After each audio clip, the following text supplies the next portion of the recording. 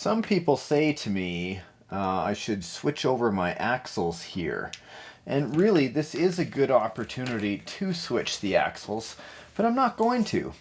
These are the stock axial axles, and I've just recently rebuilt them. I remember the last time I put this together was when I had done a complete waterproofing to it. So all of this on the inside plus the housing is brand new.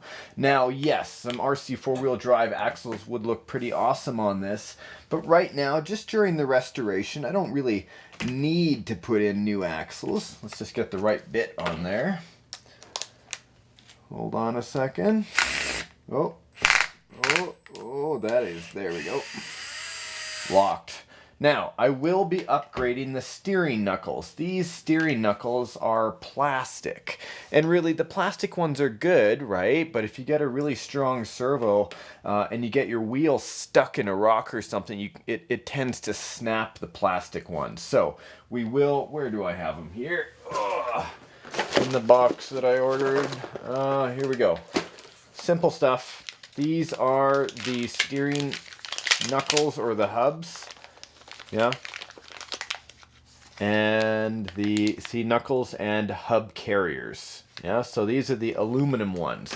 That's the only thing. I don't need to have aluminum axle housings. It's nice to have, but it's not a necessity. Plus, depending on the aluminum, it adds a bit of weight. Now, we'll remove this drive shaft. This drive shaft, unfortunately, I think, in my opinion, they kind of missed the boat. I guess with the stock motor, it was good, this spline setup. But I'll tell you, being hollow, if you have any extra torque, it just basically twists it in half. Here's some more weeds stuck on the inside, grass that I had. Now I'm going to need a Phillips. Let me see here. Where can I use Phillips? Here and here. Let me grab one. Come on. Was it full of dirt? That's exactly what's going on there. Mud, muck. It gets stuck in all of the screws. I used to think I could put grease in there, to prevent rust and whatnot. But of course, only the obvious happened. They were too slippery when I used the hex keys in them, or the hex wrenches. They would round out easily. Now I'm just slowly taking off this C-hub because I can see on the outside there is a ton of dirt. Just clean this out. Nasty. Now that's a bearing killer right there. Now, but because I did preventative maintenance and I did the whole waterproofing with the marine grease, getting in there, kind of packing it in, making sure that the bearings were always kept clear, we've got great bearings. In fact, if you listen, there's no sound at all. Very little sound. No squeaking or anything coming from that axle. Removing. A lot of people see these hex adapters and they don't realize that there is a grub screw in the side. Or if they do realize, sometimes they won't use it. Grub screw to tighten that up is essential when you're out trailing, because if you start having it slip around a little bit, that's when you could strip it out, especially when you have any kind of torque. Look how dirty that is. Nasty, nasty, nasty. But clean it up, get rid of that grease. Pardon me, not the grease, but the dirt. Perfect, great bearing. All right, let's take a look at an axle if I pull it out. I haven't taken this bearing out yet, and the marine grease I put in here was a blue color to begin with. Now, I know dirt gets in there because it's not completely sealed, but check that out. Hey, it's still, you can see the tint of blue on there. Not too bad. So a rebuild of the axle is not really necessary. Push that back in. That bearing feels a little gritty, but it's certainly gonna be okay for now. Okay, swapping out the screw on the back. Removing this back axle. Here we go. Getting rid of that drive shaft. Now we'll move the chassis off to the side. Drive shaft now removed. We'll upgrade these to a steel drive shaft instead. This bearing, check it out. Do I have enough light? You bet I do. Is perfect. Very happy to see that. So we'll keep that back forward link if we can. Let me just clean up this mess. We'll remove the links.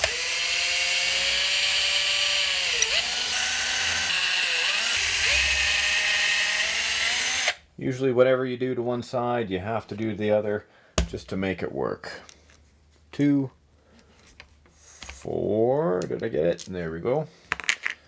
Alright, so here is the cage and motor assembly that we were working on in the last video. Just going to flip this over here. Want to get into this area. Is it the same size? Let's see. Yep.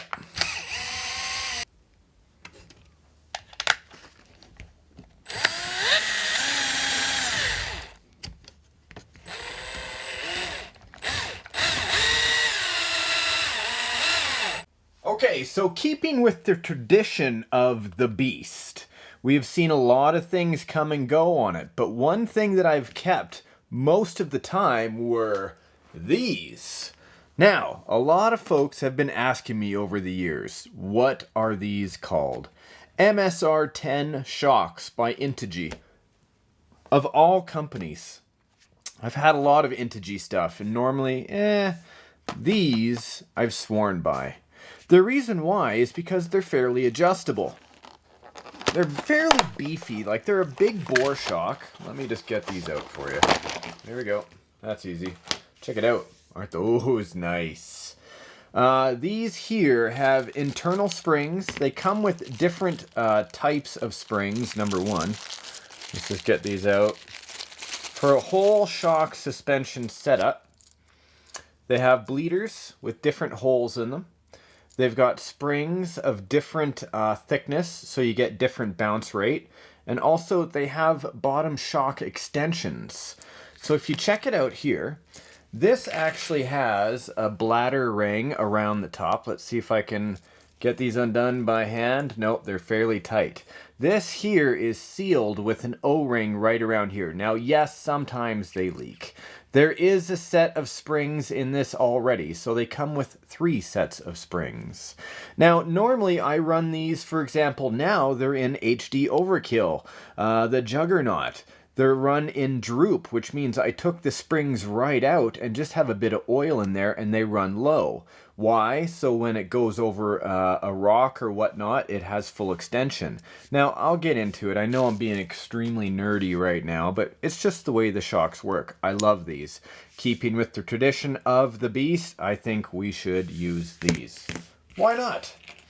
Okay, so we'll get rid of these, throw it in the background. See you later. Let's get these going here.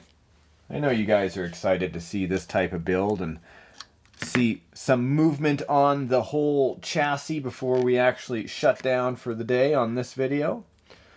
Now, let's, we got the spacer on there. Look at that. Old school. Keeping it old school. Now, a lot of people, I know, some of you guys are like, boo, I hate these shocks. You know, and other folks are, you know, they like it. I'm one of the people that like it. Tradition, hey? I've been using them for a long time on RC adventures. Now let's put on this back one. I love the way the cage was made with the shock hoops already on there. Get these around. Now, I have not adjusted these shocks at all, so the ride height is probably not ideal for what I'm going after. But for now, I don't mind just putting these on here to see how they look. Gonna have to look at the top 3-link and 4-link setup. It looks like on this custom cage they've moved the links, so I might have to make, or the link mount posts, pardon me. I may have to make some custom links, but more on that when I figure it out, of course. Now let me get this right there. Did we get that on properly? We certainly did. Nice blue spacer behind it. Take this off. Sorry, I know my hands are in the way big time in this whole build, but you know, with something this small and intricate, you got to take your time, get in there, do it right. All right. Who knows? Maybe I'll end up getting a black set of these shocks. I saw them online and I thought, geez, all the viewers have been asking me for such a long time, what kind of shocks are they? I might as well get them while they're brand new. I've had the other ones for ages. There, so we'll lay this down, lay that down. Perfect. Now, off camera, I did go ahead and build the axle up with the servo. Here, big stretch. This is the Savox SW0231 Metal Gear Waterproof Servo. At 6 volts, this has 208 ounces of torque. So for steering, you'll see I've already put in the metal. I haven't adjusted any of this. These are the old steering links. Like I said, kind of keeping it old school. I don't need to replace everything. This one looks like it's upside down, no big deal. When I actually do the whole setup on the steering, I'll adjust this and change it all around. But for now, just for placement, everything looks fine and beefy. Upgraded. Lots of steering power. I like that. So that'll be placed near the front of the vehicle. Yeah, about there. And the rear, gonna have to check it out. What are we gonna do? Let's see, grab one of these, one of those. Get another one of these and those. See if I can get this front one on. Yeah, it's a good dry fit. See if I can get that one screw post through the shock. Have the shock on the outside of the axle. Come on. That should just push through. It did. Now, then I pulled it right out. Damn it. There we go. Get this link in here. That's why when these shocks are actually sprung, any shock like it is right now, gives a lot of resistance when you're trying to set up the links. But a little bit of patience, a little bit of attitude with your RC. Let me see here. I'm just going to finish up tightening the front shock and link front threaded lock nut. Just like so. Now, like I said, I haven't put in the top links yet that keep these in place, but sometimes it's just easier for me to do things off of camera because of the angle. You can see here, I'll just move the camera for you guys to see. Shocks are assembled. Yes, it is rather high up right now. I do not disagree with that. Like I said, I haven't done any shock adjustments, but for right now, that's not too bad. It's giving me a general idea. I almost want to get some bent links, you know. Normally I don't like a super high up ride height because it makes the top of the truck very top heavy. But for the time being, at this point in the build, at least we're getting an idea of the chassis and frame assembly. Now let me have a look here. Let's see how it looks with the bod. Not too bad, not too bad. The blue servo kind of goes with the actual, the color of the body. Not too bad. I know some people aren't chrome people, but I'm actually kind of digging this. Pure power.